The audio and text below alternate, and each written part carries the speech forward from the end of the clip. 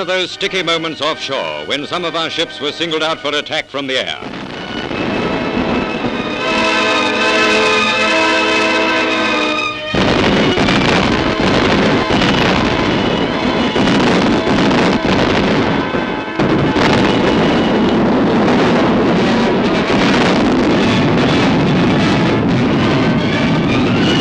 A section of the coastline near Syracuse. This pictorial dispatch deals with the 8th Army's penetration inland. Leaving the vessel-studded bays behind us, we follow the invading army along the roads which lead to towns and villages on the route northwards.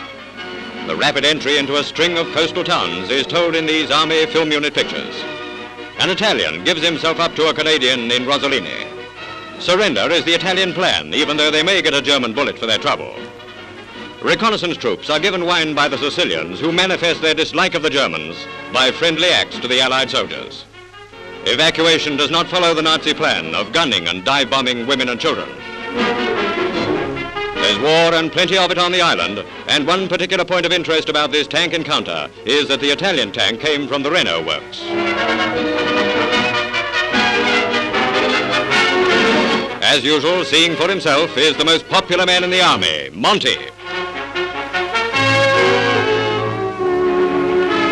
He finds the ready capitulation of the Italian soldiers a significant sign. And now we're on the road again, keeping up with a steady stream of vehicles bound for Avila.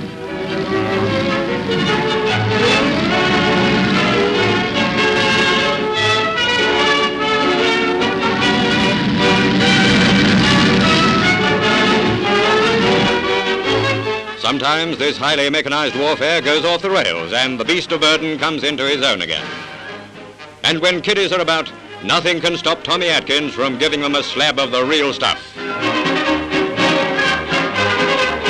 Mr. Deeds comes to town. The black-faced gentleman did big deeds from the air. American airborne troops coming into Avila after some tough fighting backstage. As the penetration proceeds, we see from day to day how the British, Canadian, and American forces are interwoven into one magnificent body.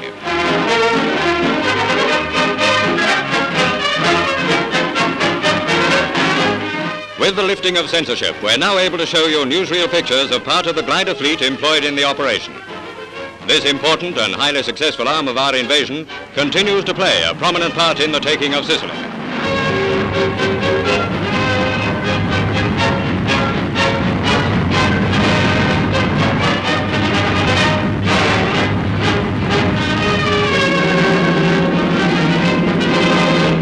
For the investing and capture of Syracuse, we return to the beaches to witness the arrival of supporting troops. For hours on end, we've been pouring in more men, equipment and supplies along the whole length of coast. No sooner are they ashore than they press inland to engage the enemy. The preponderant weight of our assault laid the Axis forces by the heels, and it was not until they stabilized around Mount Etna that resistance was fully felt.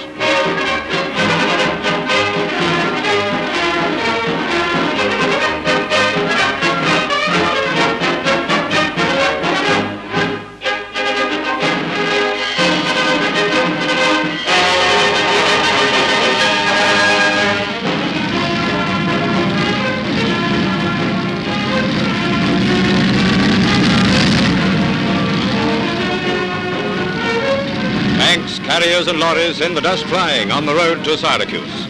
Its capture was the greatest feat of arms in the invasion.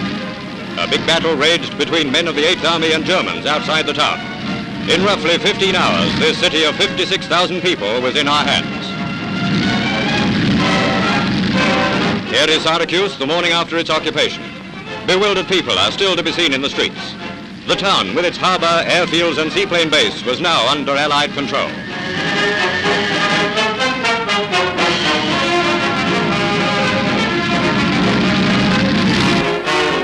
Tailpiece to this story of success is the familiar sight of those long, long trails of Italian prisoners, which have been a feature of the fascist war effort. 1 or 2 armed guards are all that are required. The Italians are fed up, and by the time they get to North Africa, they'll be far from home.